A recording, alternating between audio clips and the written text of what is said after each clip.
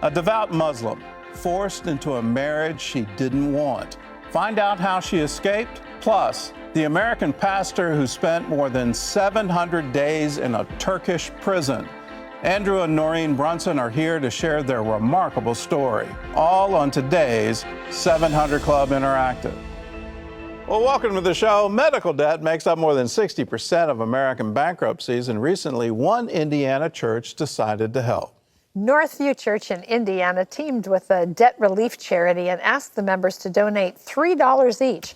The church raised over $40,000 and with the help of, I love this name, RIP Medical Debt, erased nearly $8 million in medical debt for Indiana families. Here's Northview Senior Pastor Steve Poe. Can you imagine how many of these people are going to feel when they open up this letter and find out their debt's been forgiven? Many of them have been hounded by creditors for months and months, and it's been a difficult and more pressure on their life. But to realize that this debt is gone. Pastor Steve later said this is a great example of churches meeting people's needs in practical ways as a demonstration of God's love. And wouldn't you like to be a mouse in the corner when those letters are open? Yeah, I mean, unbelievable. It shows the church in action, and this is what churches need to be known for, that we reach out, we help the community, we help those in need. Well, recently, Lauren Daigle's song, You Say, became the longest-running #1 song on the Christian charts, and that's ever, passing Hillsong's Oceans.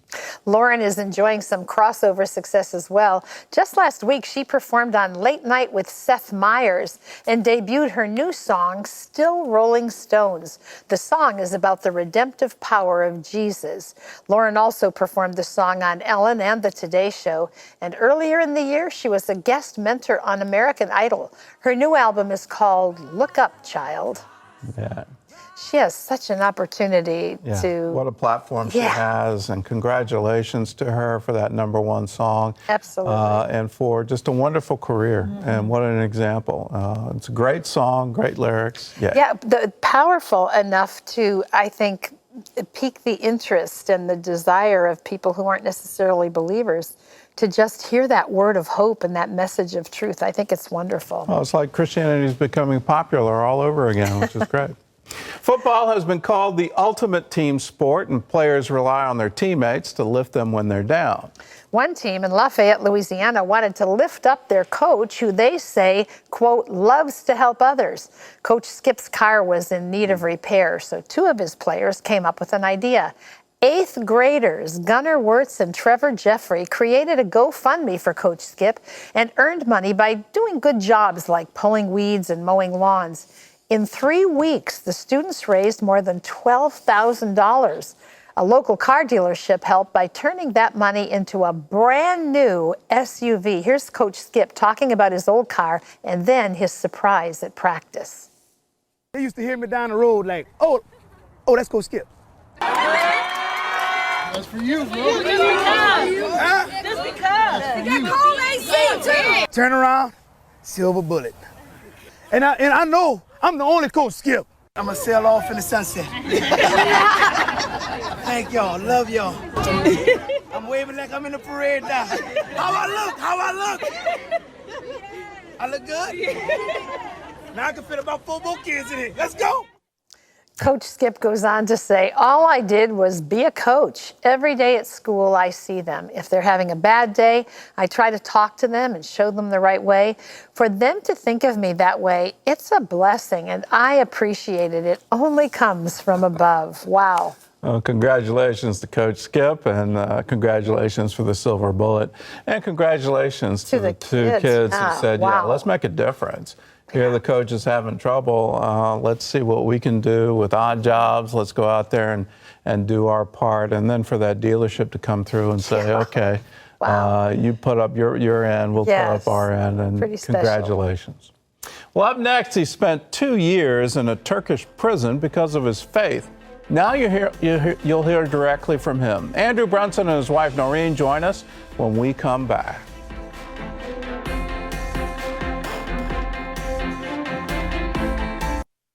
Well, Pastor Andrew Brunson grew up in a missionary family in Mexico. Even then, he knew the pain of persecution. Many years later, in October of 2016, he was jailed for his faith and would spend 2 years in a Turkish prison. Turkish police arrested the North Carolina pastor in October 2016, 3 months after a failed coup attempt against Turkey President Erdogan. The Brunsons served there for more than 20 years, where they established Izmir Resurrection Church.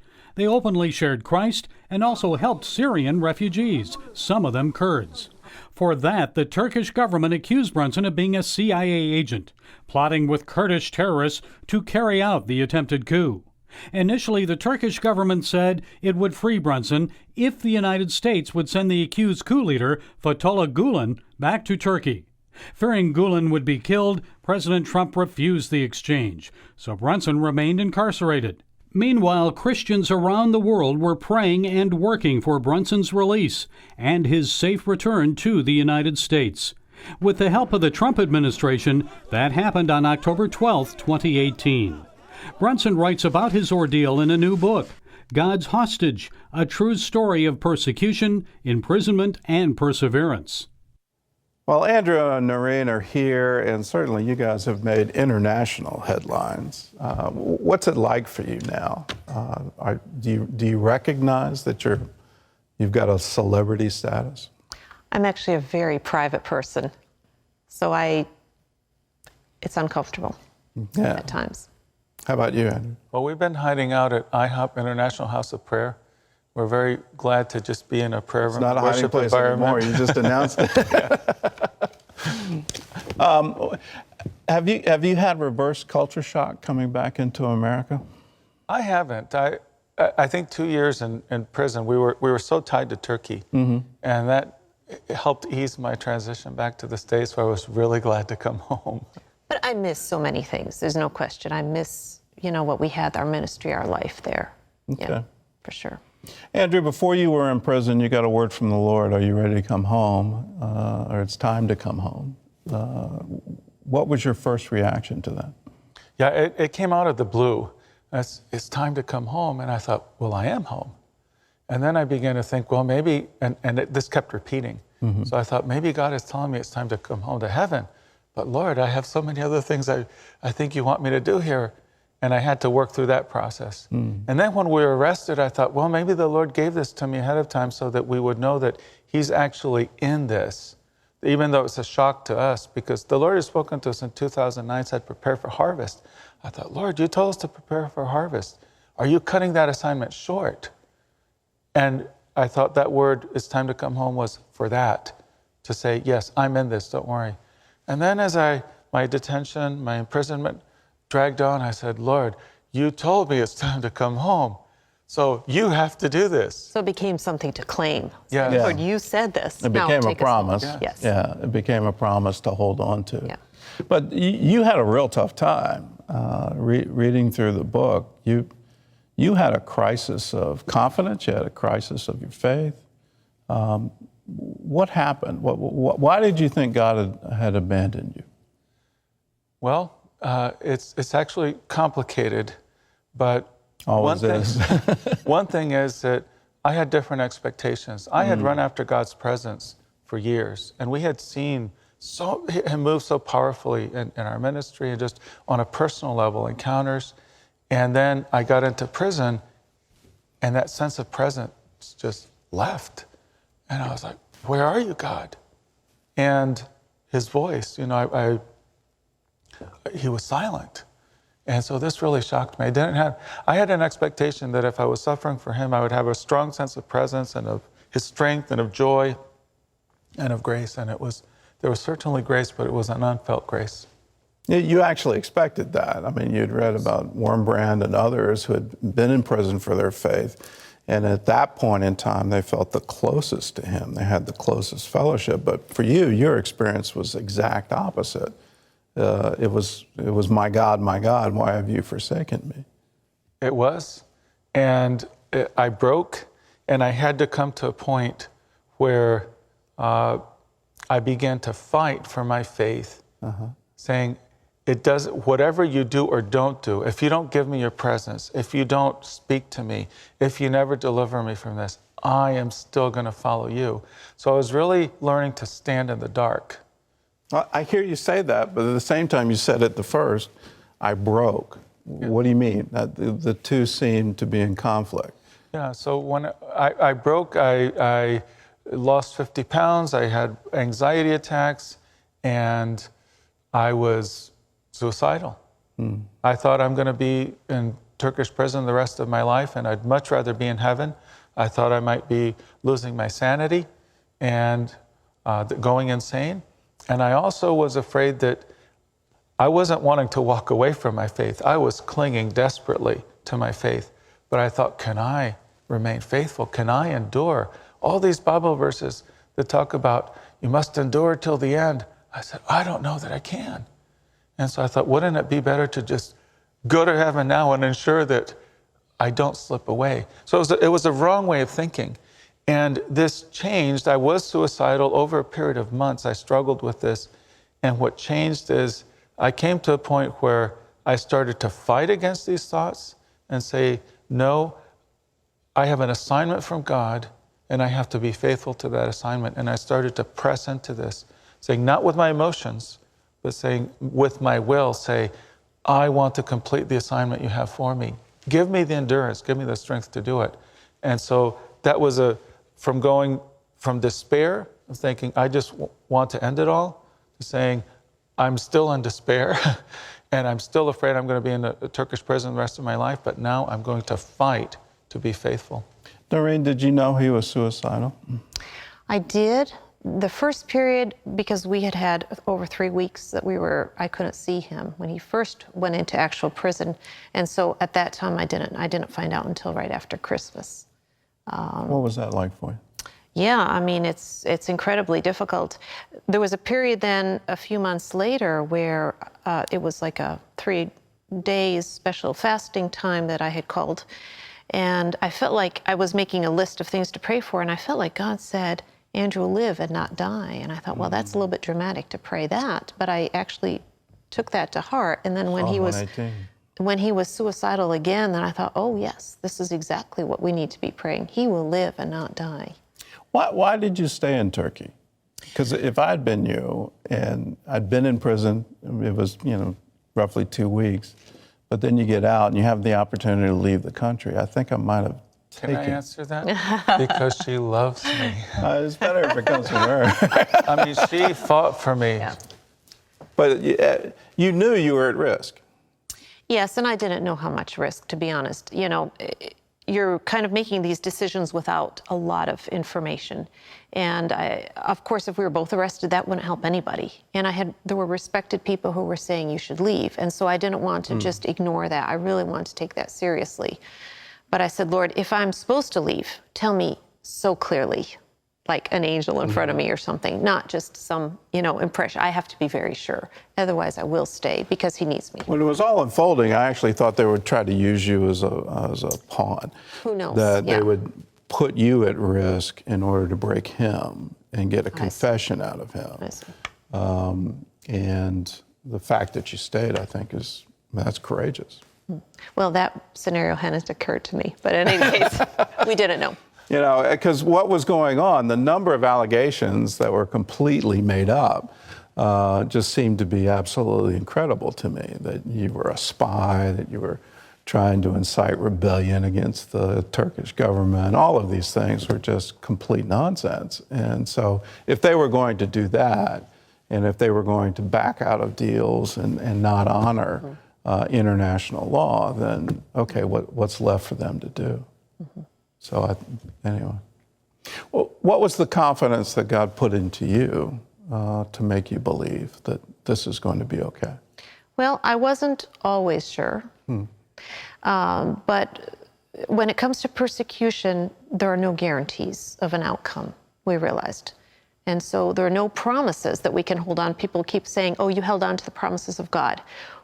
Well, not promises in the Word, because there are no promises for persecution other than it will come. It'll happen. There's no verse that says Andrew will get out of prison. Unless God highlights a verse, highlights Peter's release or something like that.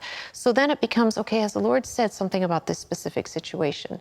And we went back to the words that he had given and, you know, praying that we in fact heard it correctly, or that people who gave these heard correctly.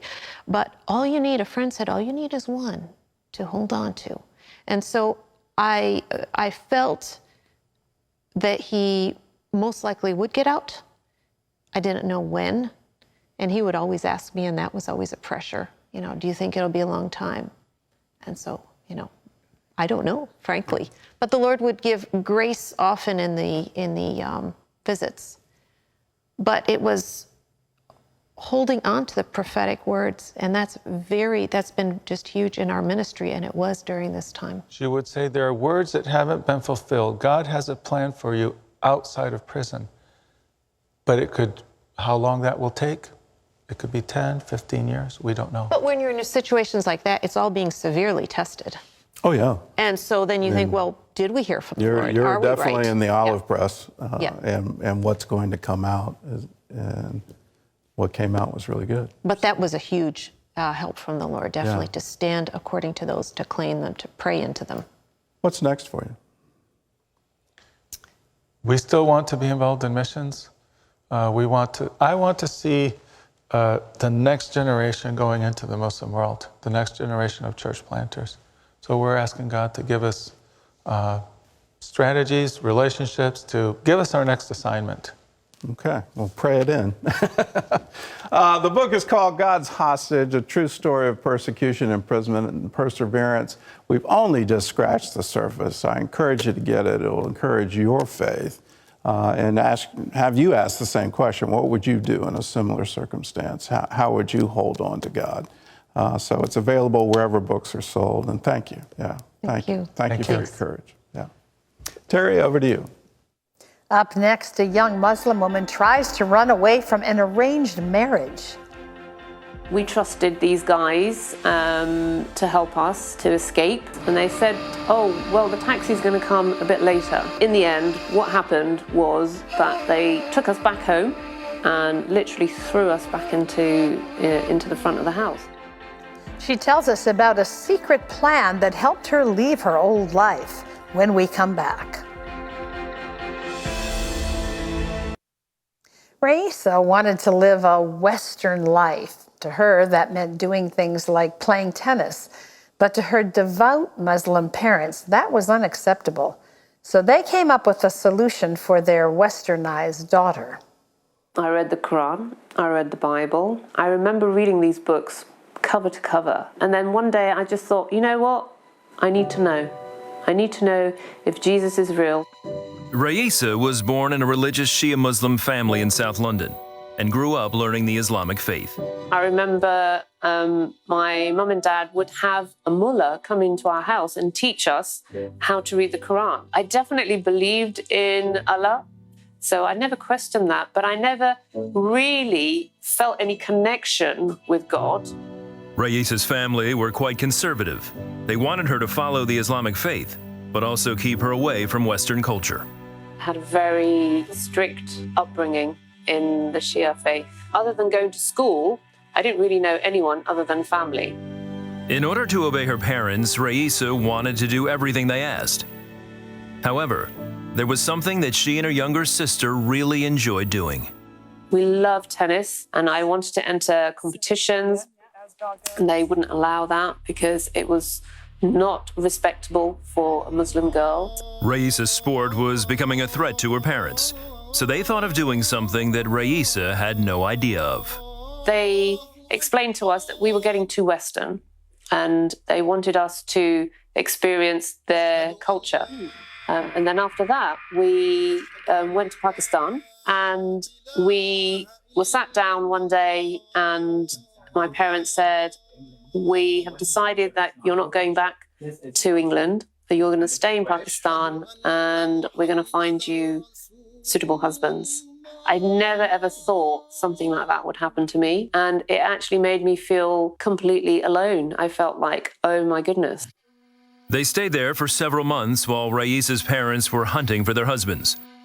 And then one night, when her parents were asleep, we can't just sit here and wait for our parents to marry us off.